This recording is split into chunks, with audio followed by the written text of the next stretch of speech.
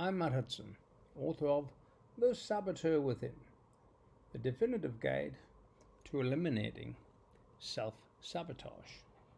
And I'm going to chat to you now about a subject called OCD, Obsessive Compulsive Disorder. So if you think of OCD, if you were ever fortunate enough to, or unfortunate enough to, watch a dog chase his tail, OCD is quite similar to this. We get this obsession, this thought that builds an anxiety inside of us. So then we have to actually go ahead and do the thought, and that's the compulsion. We're compelled to have to do it, and subsequently that brings a light relief until it then builds up again. At 25 plus years of helping people with this very problem, I've had some fantastic results in breaking that cycle. And I want to share with you what I think is the core issue here in creating the cycle. There's a lot of research gone into a thing called ACEs, which is adverse childhood experiences. So then, if something inadvertent happened to you when you were a child, now hold it doesn't mean massively traumatic, sexual abuse, etc. It may be something as simple as moving house, or changing your bedroom, or the arrival of a new sibling. All of these, they're tiny, but they can have an emotional impact on a young mind.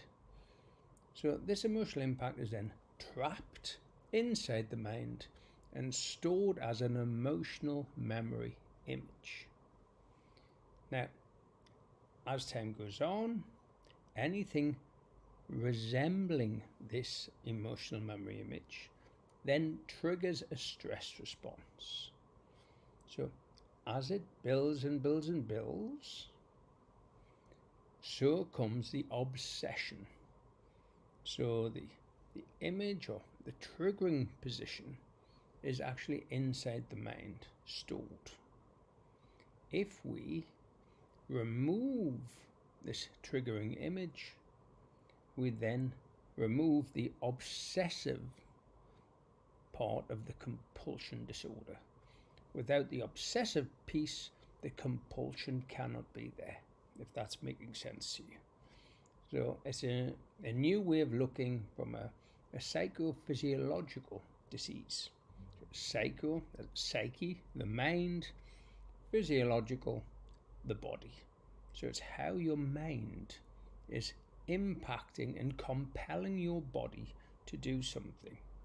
Now, in a normal chain of events, some people have obsessive compulsions about going to the gym. But because this compulsion helps keep them fit and trim, nobody really notices.